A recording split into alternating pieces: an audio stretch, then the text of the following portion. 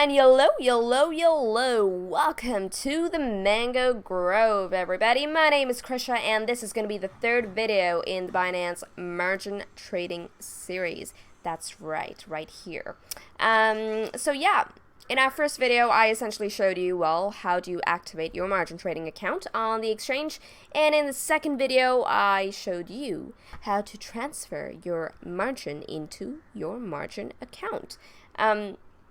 So yeah, those were like super basic, super straightforward. If you haven't already watched those videos and you are uncertain about those two steps, I will include links in the description below, so you can check that one out, right? So what I am going to be talking about in this video is essentially just a couple of miscellaneous, I'm just gonna, let's say categorize it as miscellaneous details that, you know, I figured it helped me, and I figured that you ought to know it before you actually start trading on the exchange. I think it could help in really understanding things better. So, as you can see, Binance actually has a Binance margin trading guide. However, guys, it is not, it's not as in-depth, so that's something to keep in mind. So, I mean, it helped me, but not as much as I wanted it to help me when I started learning how to trade on the exchange. So, like I said, super basic. The first step is how to open a margin trading account on Binance. The second step, well, blah, blah, blah, how to transfer funds. So I go over those two steps in the two previous videos. Check that one out if you haven't already. The third step over here is how to borrow funds. Now, the thing is that I am also going to be showing you guys how to, well, put on a trade where you go long and short. I'll be showing you both sides. That's going to be in future videos. And when I do those, I'm going to borrow funds. So we'll cover that in application in those videos. But what we need to note over here, what I wanted to bring to your attention is, well, this line. Your margin wallet balance determines the amount of funds you can borrow, following a fixed rate of 3-to-1, which is 3x. Essentially, what that line means is that the maximum leverage you can take is only 3x. So if you have one BTC, you can borrow 2 more. In this example, we will borrow 0.02. Okay, so, and also in this guide, what's kind of helpful is that they kind of show you these picture examples, just to give you an idea of how it's all done on the exchange. And the second thing I wanted to bring to your attention is the interest rate. Now, like on every other margin trading exchange, Binance too has interest rates associated with their trades. It would be too good to be true if there weren't any interest rates. Everyone would come flocking. So yeah, I mean, it's super straightforward in that, well, in this exchange, in this particular exchange, the interest rate is updated every 1 hour. Now, other exchanges, that duration may vary, but on the Binance exchange, it is updated every 1 hour. The second thing to note about, well, the interest rate is that depending on the altcoin that you are trading, that interest varies. Now, that depends on the altcoin you're trading. If you hit this link over here, the margin fee page, right, it takes you to, now I'm going to include all these links in the description, so don't worry about that. I'll include a link to the guide as well as to this page. That way you have easy access to all of it. So as you can see over here, now on your right hand side, you'll see, well, daily interest / yearly interest.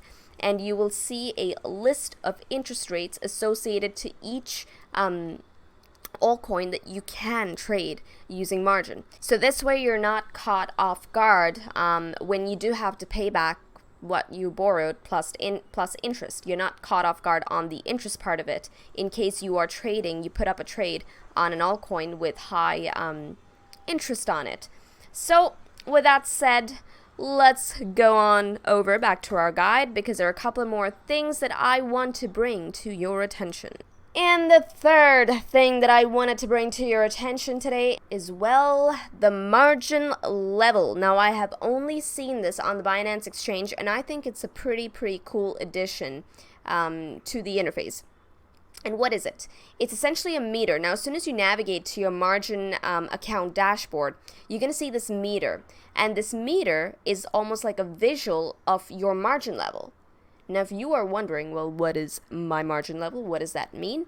What it means essentially is that it's the total value of your portfolio, right? So everything in it, the profits in it, whether you're in a loss, you have profits, whatever, the total value of your portfolio at any given point in time divided by how much you owe back to the exchange. So for example, say your portfolio is worth $1,000. Okay, $1,000, and well, you owe Binance 500. Out of that 1,000, you owe Binance 500. That is what you borrowed plus interest. So what does that come down to? That's 1,000 divided by 500, which will give you 2. Okay, now that 2 is your margin level. This meter over here tells you whether you are in safe zone or danger zone. Now, what does that mean? Danger zone is essentially you are very, very, very close to liquidation, which means that your account is very close to being, well, taken out. It goes to 0. The exchange steps in and says, hey, you are so close to getting into a loss to an extent where you won't even have enough to pay us back. Whatever you borrowed, you will not be able to pay back. So you know what? I'm cutting you off right now. I'm taking what's mine, plus the interest, right? So that red, as soon as the needle goes onto red, that means that you are about to be liquidated. So on Binance, how it works is that 1.1 is the liquidation level. As soon as your margin level hits 1.1, you are liquidated. And why 1.1 and not 1.0? Because as soon as you hit liquidation, not only do you have to pay back what you borrowed plus the interest, but you also have to pay a fee on top of that. And that's why it's 1.1. They add that extra 1 to account for the fee as well.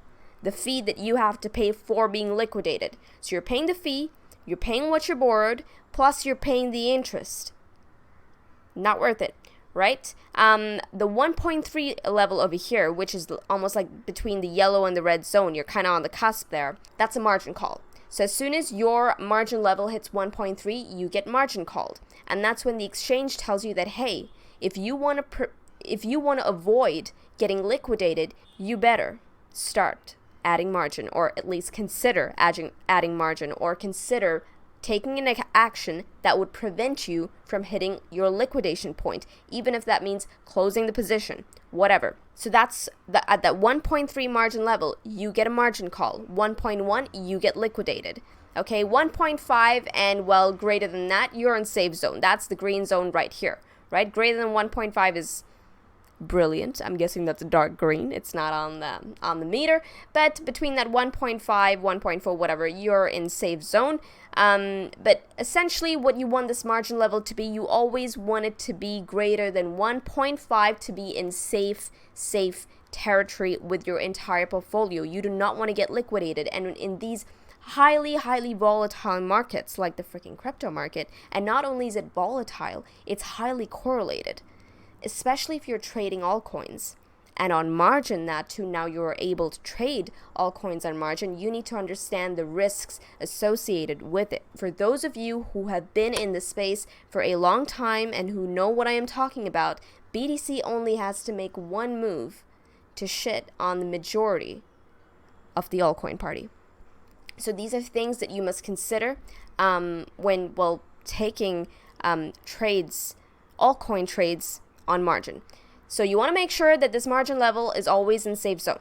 Okay, you want to make sure that you have enough margin to account for any volatile movements in the market. So this is how you read it. You are safe if you are above that 1.5. You're in this green box right here. Yellow box, consider adding some margin. Okay, 1.3, you get a margin call. 1.1, you get liquidated. And it's at 1.1 because that 0.1 is the fees that you have to pay for getting liquidated. So that's fees, what you borrowed, plus the interest. That's a triple ding right there. A double ding, actually. Interest and fees, right? I mean, you have to pay back what you borrowed. It's only fair.